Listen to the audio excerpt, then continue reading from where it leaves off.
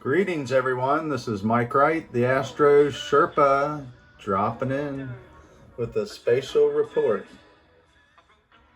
The moon in its closing phase now, almost getting to that 300 degrees point in Pisces.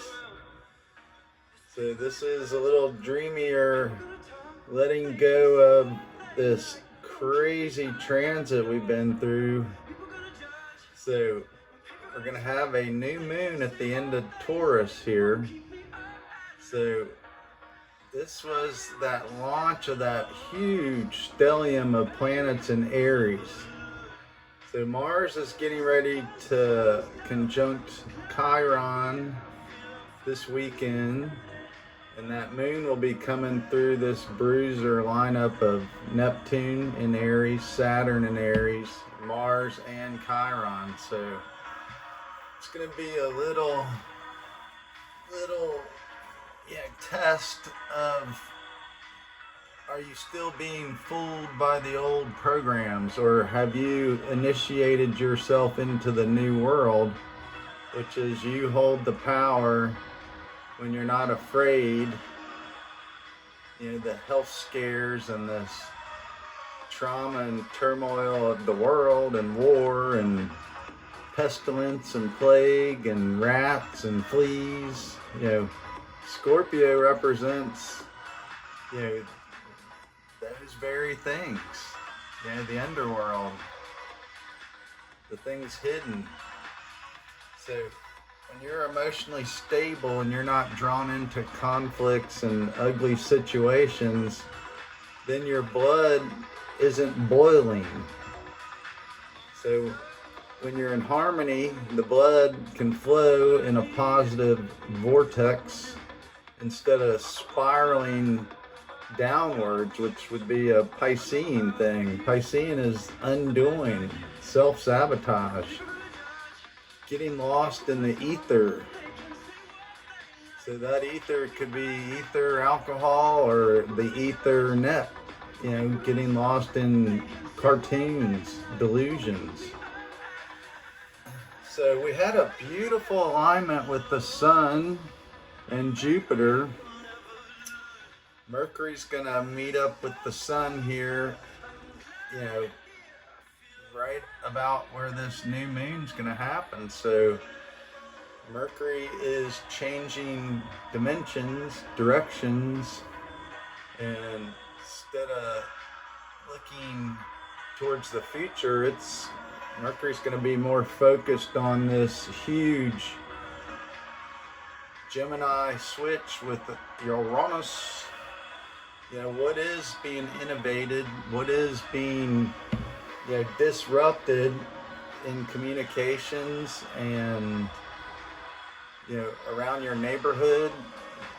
You know, maybe there's cameras everywhere now monitoring 24/7. So we're literally in that matrix world. So if you're free emotionally and you're not attached to these outer world programs, then you can see the beautiful creation you're in and actually co-create with it.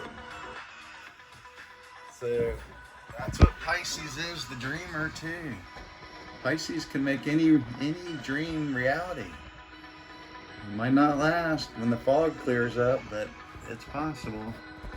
So we're going to take you on a field trip and show you Venus marching her way through Gemini, meeting up with Jupiter there, and they'll meet up right in the beginning of Leo. So that'll be an exciting switch. So this is getting what you want. So Jupiter will be clearing his shadow where he started retrograde. I think it was around 22 degrees there in Cancer. So these are bubbles and, you know, the things being inflated, or, you know, your emotional security going out out to sea and then coming back in, and 2 steps forward, 1 step back. You know, this energy's been very tough, very difficult. So, yeah, walking in the shallow waters, you know, you could fall off the edge real fast here. So that moon, last thing before we go on our field trip, that moon rolling through Aries there is running the gauntlet. Neptune, Saturn, Mars, and Chiron. Before she makes her way back into, where she's exalted there in the earthy earth sign of Taurus, Taurissimo, as some people call it. Peace dealer, good for you. Anyway, let's go out here and look at these two planets coming together. Hopefully you're making it to shore, into the shallow waters. There's Jupiter. Jupiter's 20 degrees of Cancer there. But what's cool is it's a little darker. You can understand the difference between planets and fixed star constellations.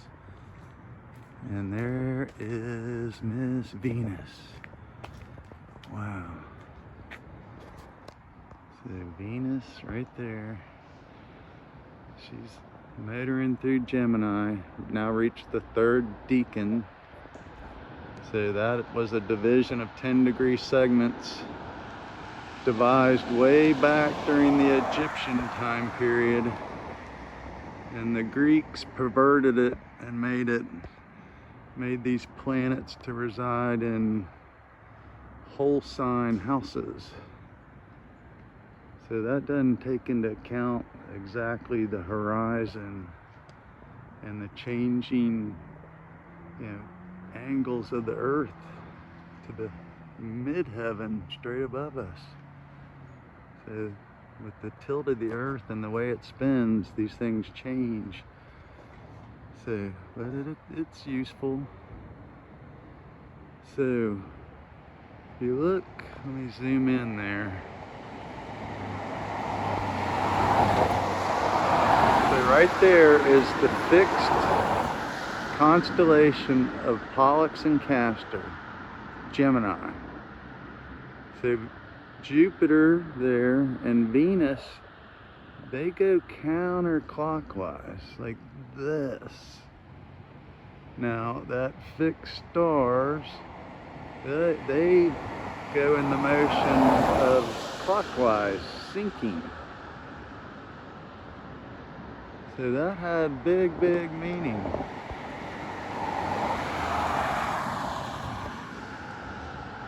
So fixed stars and constellations are not the same. So in Western astrology, we use the 4 cardinal points, which would be the spring equinox, the summer solstice, the fall equinox, and the winter solstice. And that makes the cosmic cross.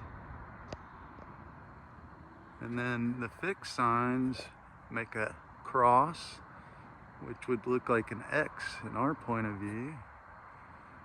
That is Taurus, Leo, Scorpio, and Aquarius, the fixed signs. So Venus is in a mutable sign, Gemini. And that's a double-bodied sign, just like Pisces has 2 fish. And the scales, that's not anything to do with a human or an animal, has 2, Libra, balance, 2 pans. So all this are symbols that have powerful understandings. So these two meeting up is going to be spectacular. At the beginning of Leo. Now, Leo's getting the south node rolling through its back half to 29 degrees. So it's going to be a lot of past undoing of old, kings and characters. So looking for the spotlight. This is huge innovation in your house, home, brotherhood, family, neighborhood. People that can motor along, big running time. Well, anyway you go, I hope you get out and see these two come together over the next 2 months. It's going to be spectacular. Anyway you go, I hope you're well. Tune in, tune up, and participate. Astro Sherpa out.